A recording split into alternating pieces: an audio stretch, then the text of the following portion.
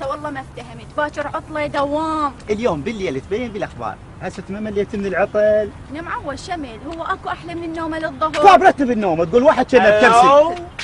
شلون الحلو؟ لك عيني شوف الجمال، شوف الاناقه. احترم نفسك ولك. يما الصوت يخبو بلبل. كاظم هاي شكو ما تحكي. بس على كيفك خلينا نفتهم شنو الموضوع. هم الولد خوش ولد مبينين، وش قال له ولد؟ قال له ولد حلوه. هسه انا وحدي كيف يقول لي حلو؟ والله ما ادري ايش. فدا قلت شي حجابك مخربج، بس يلي خليني اشوف شعرك. قلت لك احترم نفسك، افتهمت؟ هسه هم الولد ايش قالوا لك؟ قالوا لك يريد يشوفون شعرك، احتمال طلعين قرع. صحيح والله، دنزعين الحجاب خلينا نشوف الشعر.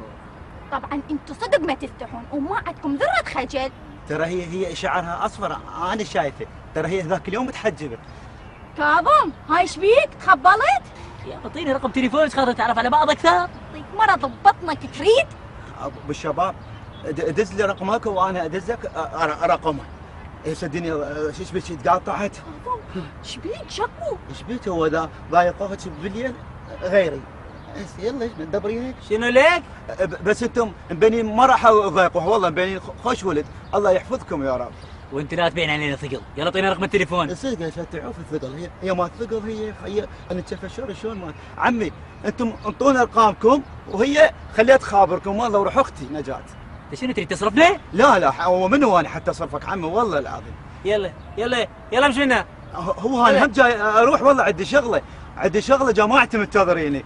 اقول لك نورس انا راح اروح باي باكر، اذا مو عطله هذا نلتقي ان شاء الله. كاظم اقول لك وين رايح وتعوفني امتى ولا؟ لا هم والله بين الخوش ولاقيكم، ترى ديبالكم علي، هاي ترى مثل اختكم والله، ويانا موظفه بالدائره والله، محاسبه عندنا. اريد اروح الله يخليك، اريد اروح عمي والله انا بعد.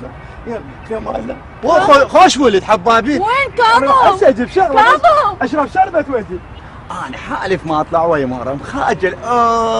هسه راضي يكتلون عليها بيها التوه.